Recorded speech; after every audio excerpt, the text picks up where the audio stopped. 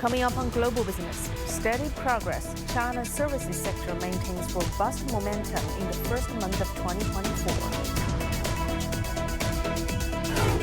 Smart payments. Beijing enhances payment services for international visitors with dedicated service centers setting up at its two major airports. In festive season, we head to southwest China's Chongqing to enjoy the iconic Dragon Dance and celebrate the upcoming Year of the Loon. Good evening from Beijing, and this is Global Business on CGTN. I'm Lulu Lu. Beijing has vowed to foster a market-oriented, law-based and world-class business environment. The announcement was made in a press conference held by China's State Council Information Office on Monday. One of the goals is to build a national unified market to ensure fair competition and reduce operating costs for enterprises. A series of measures were launched last year to improve the rule of law and protect the interests of enterprises. The government promised to align with international systems and standards to attract foreign investment and promote high-level opening up. It also vowed to improve administrative efficiency to better serve enterprises. We will dismantle unfair restrictions to maintain fair competition, reduce local protectionism, and amend discriminatory laws and regulations affecting private and foreign enterprises. We will support the private economy and encourage private investment in national projects. We will also promote cross-border investment, streamline negative lists for foreign investment, and eliminate restrictions in the manufacturing industry to attract more foreign investment. Last year, we launched 24 policies to improve the foreign investment environment. Over 60% of these policies have already been implemented and well received by foreign enterprises. For example, measures were taken to protect the interests of foreign enterprises on the internet, regulate cross-border data flows, and ensure intellectual property rights. This year, the Ministry of Commerce will hold a roundtable once a month with foreign investors and enterprises to further address their concerns and find solutions. Activity in China's services sector has maintained robust momentum, boosted by an increase in total new orders. The latest Caixin Services Purchasing Managers Index, or PMI, grew for a 13th consecutive month in January to 52.7. That is above the 50 threshold that separates expansion from contraction. The figure fell by 0.2 points from the previous month. January's expansion was attributed to improved market conditions and rising services export orders. Business owners have been scaling up hiring to cope with rising demand. However, the cost of raw materials, labor, and transportation continue to rise, resulting in a drop in raw materials price index. The Caixin Composite PMI came in at 52.5 last month, compared with a 52.6 in December. And in 2023, a host of new tourism trends swept across China, ranging from city walk tours to watching football matches in villages or experiencing the excitement of ice and snow in the city of Harbin, that's China's coldest provincial capital. On February the 4th, a 2024 annual research report on China's culture industry and tourism was unveiled in Beijing. Academics, tourism industry experts, and social media professionals shared their perspectives on 2023 and provided insights into China's culture and tourism industry for the new year. Take a listen. 给大家最开心的就是东北的振兴。 The most joyous development for local residents is the rejuvenation of Northeast China. It's like the emergence of a hopeful dawn, instilling increased confidence in cultural tourism. Additionally, we must consider how to seamlessly integrate tourism with various aspects of daily life, as it has to be combined with the catering industry, transportation, shopping, and other forms of consumption. To date, tourism in the Mogan Mountain area has rebounded to about 80% of pre-pandemic levels, surpassing our initial expectations. We aim to ensure that tourists not only capture moments through photos, but also actively engage in making purchases. To enhance the overall experience economy, we are leveraging augmented reality technology. Our fictional theme park seamlessly integrates culture, commerce, and tourism, all of which are elevated by high tech. Destination promotion is a systemic project. It needs a lot of other works except for just the short media, and especially cast by the director. Destination promotion needs, for example, the image building, and also you need to know how to attract the tourists. Who are your target market, how attract them, and how to service them, and how to make them satisfied. Time now to check out some other business headlines that we're tracking around the globe. Telecom carrier China Mobile has launched the world's first test satellite employing 6G design architecture. The satellite was jointly developed by China Mobile and the Chinese Academy of Sciences Innovation Academy for Microsatellites. The Organization for Economic Cooperation and Development projects global GDP growth to ease to 2.9% in 2024 from 3.1% in 2023 and expects it to recover to 3% in 2025. Japan's service activity expanded in January at its strongest pace since last September, as the final Aojibu Bank Service Purchasing Managers Index rose to 53.1, where the growth is mainly supported by robust demand and the weak yen. Speaking of Japan, the country's work culture is undergoing a radical transformation under the number of so-called spot workers booms. Now, these are casual workers who sign up for one-off jobs to boost their income and enjoy a more flexible lifestyle. Experts say it's good news for employers struggling to find staff amid the country's worsening labor shortage. Chris Gilbert has more from Tokyo. Free to move at his own pace and on his own time, Toshiyuka Tsuchiya doesn't match the profile of a traditional Japanese worker. A freelancer by day, he spends 10 hours a week delivering for Uber Eats. He's one of millions who's joined the gig economy and taken up spot work for the cash and the lifestyle. You can start and finish any time you want. So if you're unwell, you can change your schedule. And when you're feeling good, you can continue working. That kind of flexibility suits me. New smartphone apps are matching employers seeking help with workers looking for casual jobs. The National Spot Work Association says almost 11 million people were signed up as of last May. That's doubled since 2020. Spot workers now make up 15% of Japan's workforce. E-commerce giant Mercari is entering the market, is planning to launch its new matching app, Hello, this year. We're doing this now because Japan is facing a labor shortage, which we think is becoming more severe. There will be only more demand to find new ways to match employers with workers. Japan's population is on the wane, falling for 15 years straight. And analysts say this is fueling a labor shortage, which is expected to reach 11 million by 2040. Experts say there's a need for new employment systems, away from the country's traditional one company for life model. There's thought that the traditional system is either at a crossroads or has indeed collapsed. Either way, a change is happening, and I think we must recognise spot work as part of Japan's new labour model. Spot worker Tsuchiya-san is one person driving that change away from long hours at the office. People now want to claim their life back. They want to have that time for themselves. The government is now looking to rev up spot work, loosening policies to encourage its growth, as Japan looks to adopt a more flexible attitude towards work. Chris Gilbert, CGTN, Tokyo. This is Global Business on CGTN. Still to come on the program. Smart payments. Beijing enhances payment services for international visitors with dedicated service centers set up at its two major airports.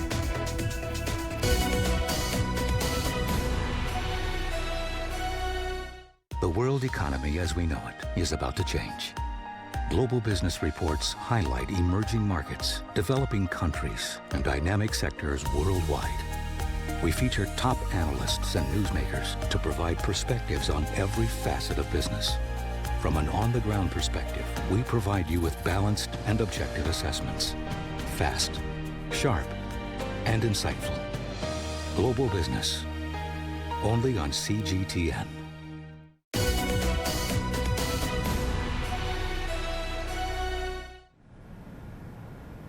Beijing is enhancing its payment services for international visitors. It has set up overseas guest payment service centers at Beijing's 2 major airports. Our reporter Zhu Zhu has more. To cater to the diverse needs of payment services for overseas visitors, China's Central Bank, or the People's Bank of China, and the Beijing government have established the demonstration zones at Beijing's 2 major airports, Capital International Airport and Beijing Daxing International Airport. These zones officially began operations today. In recent years, mobile payments have become integrated into the daily lives of people in China. However, many overseas visitors to China are still accustomed to swiping cards or using cash. Therefore, we have introduced diversified payment solutions. Visitors can use card swiping for large amount payments, scan QR codes for small amount payments, and also opt for cash transaction. Foreigners can scan QR codes to pay via various channels, such as Alipay, WeChat, Visa, and MasterCard. In addition, inbound travelers from countries such as Singapore, Malaysia, Thailand, and South Korea can use their local e-wallet. Merchants at the 2 airports now fully support QR code payments. Next, we will expand the coverage of these payment services and promote them to other areas in Beijing, creating a showcase that highlights Beijing's robust financial services. These services have largely shortened payment procedures for overseas visitors. If you're not familiar with the local systems such as ecosystems such as WeChat or Alipay, it's quite difficult to get around. So with this new service, you basically can, as soon as you arrive, you can hook a foreign credit card to Alipay, and then you're right into the system. You don't have to exchange money at a money exchange. You don't have to return it on at the end of your trip. So it's really quite a nice advancement for foreigners who are visiting China. Recently, China has further expanded its global outreach by signing visa-free travel agreements with Singapore and Thailand. The open-door policy of China has enhanced communication between the country and the rest of the world. And now with the introduction of this payment service, it is expected to further streamline business transactions and travels for foreigners in China, fostering greater ease and efficiency. Zhu Zhu, CGTN, Beijing. China and Brazil have agreed to grant 10-year visa treatments for their nationals for business, leisure, and family visits. The agreement will start from February the 29th, 2024, and the 10-year visa will allow multiple entries to the 2 countries by each other's citizens, who can stay up to 90 days for a single visit. And so far, China enjoys comprehensive mutual visa exemption with 23 countries after reaching an agreement with Thailand in January. And also, over 60 countries and regions now offer visa-free access or visa-on-arrival services for Chinese citizens. And for more on the implications of an ever-expanding list of countries enjoying visa-free entry to China, we are now joined by Du Jiayi, Research Fellow at the Shanghai University of International Business and Economics. Ms. Du, great to have you on the show. So what major visa-free measures have been implemented by China? Yes, good news keep coming. China reached comprehensive mutual visa exemption agreement with 23 countries, and we expect more on the road.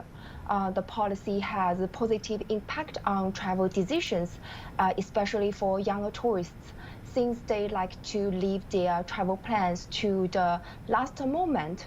Industry insiders expect that the global tourism market will recover to the level of 2019 or even better than 2019. The visa-free policy is a big boost. And we also continue to improve our services and market regulation, such as payment services. The orderly and rapid issuing of China's visa-related policies and other services shows the vitality and potential of China's economy, which will help vitalize the global tourism market and boost consumption in tourist destinations and overall economic growth prospects. China expects to help advance the global civilization initiative and shape the landscape of tourism cooperation across the globe. And also, let's take a look at the results. Have those policies been effective in boosting inbound tourism? Oh, definitely. China's visa-free policy has demonstrated its well-intentioned attitude toward all the international travelers from other countries and has given tourism operators a confidence boost. The world now has greater expectations of China's inbound tourism. Foreign visitors don't only want to visit beautiful landscape, but also to see people's lives in both rural and urban areas. The purpose of visiting China is to understand the country and hear its voice. Because of the bright prospects China offers, foreign markets want to communicate closely with their Chinese counterparts, discover unique products and services, and develop sustainably with China's inbound tourism market. China's inbound tourism and the global tourism market depend on each other. China needs to interact with the world to promote its inbound tourism with regard to such as environmental development, tourism convenience, marketing, unique tourism attraction, and talent cultivation. Also, niche tourist spots in China can unlock their potential for international tourism in the future. So let's talk about the airlines. What is your expectation for the recovery of that sector? I mean, let's take a look at the aviation sector. That is one of the few sectors that are still yet to return to pre-pandemic levels. Yeah, we all witness 2023's strong back and predict a positive outlook for 2024. Definitely, aviation industry should take time to get back. I anticipate 2024 as a year of recovery for aviation industry, with the remaining lost travel demand gradually returning throughout the year, driven by holiday periods like May Day and the National Day Golden Week, and with a full recovery to pre-pandemic levels by the end of 2024. Leisure demand will still dominate the tourism sector, but there has been growing demand for business and meetings, incentives, conferences, and exhibition activities. All kinds of this demand will make great contributions to aviation industry. Oh, great stuff. Thank you very much for your insights, Ms. Du Jiayi, Research Fellow at the Shanghai University of International Business and Economics. And still to come here on Global Business. It's festival season and we head to southwest China's Chongqing City to enjoy the iconic Dragon Dance and celebrate the upcoming year of the Loon.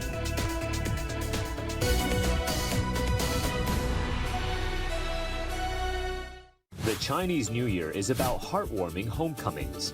Dive into vibrant celebrations and traditions coming to life. Discover the allure of Long-inspired art. Savor festive flavors of reunion. Seeing blockbusters become part of cherished memories. The thrill of winter sports offer a unique festive gateway. This Chinese New Year, get to know new spending trends with our special series, Spending Smart, the Chinese New Year Boom, only on CGTN.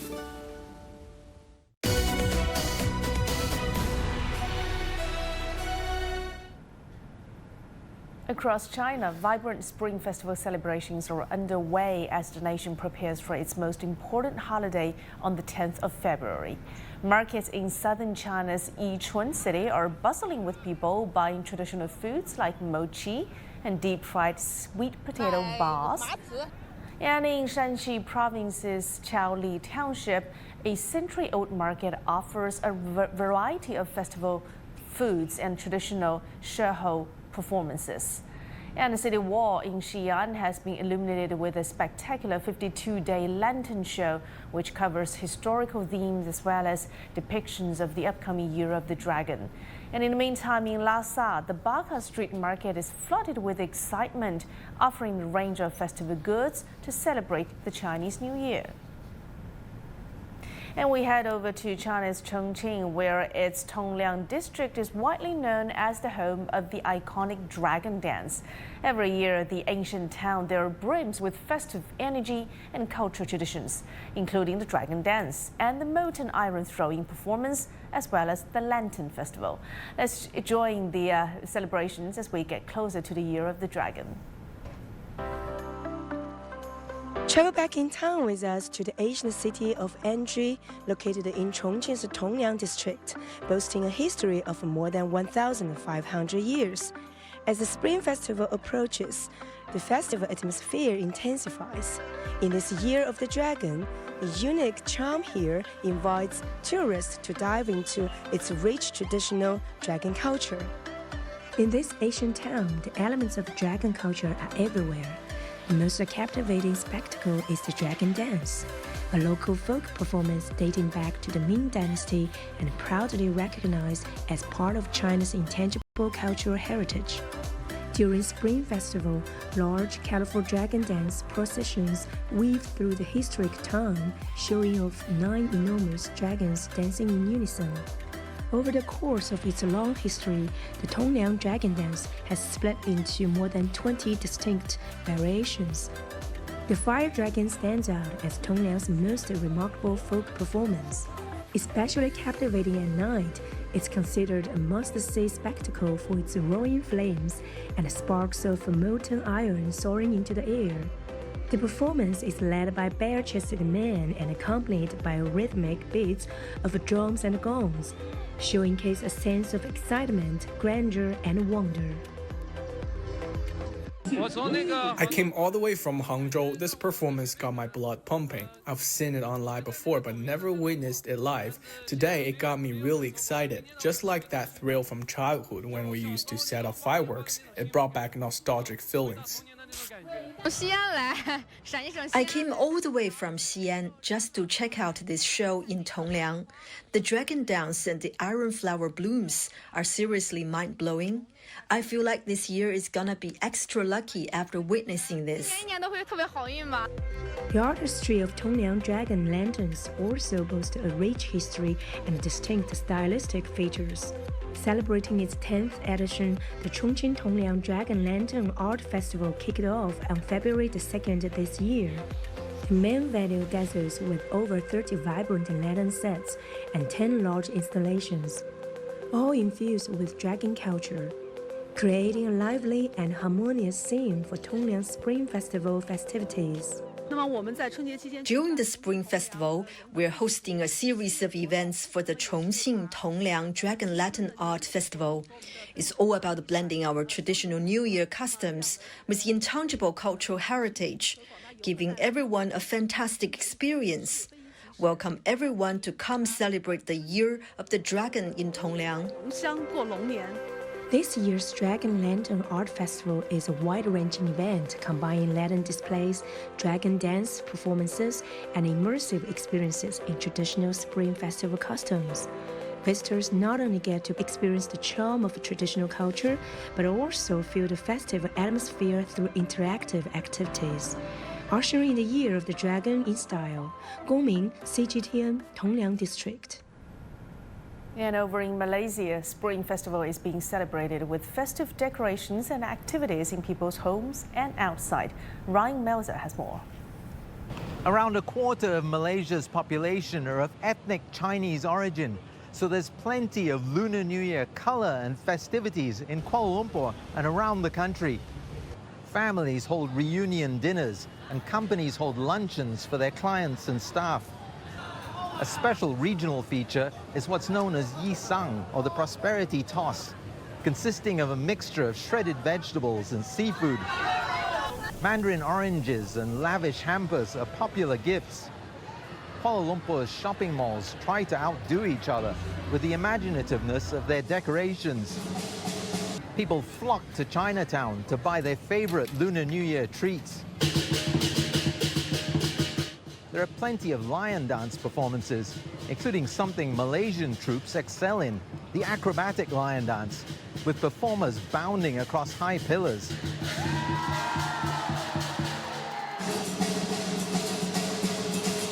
The dragon dance is normally performed less often in Malaysia, but with this being the Year of the Dragon, troops are putting on some special displays, thrilling audiences of all races.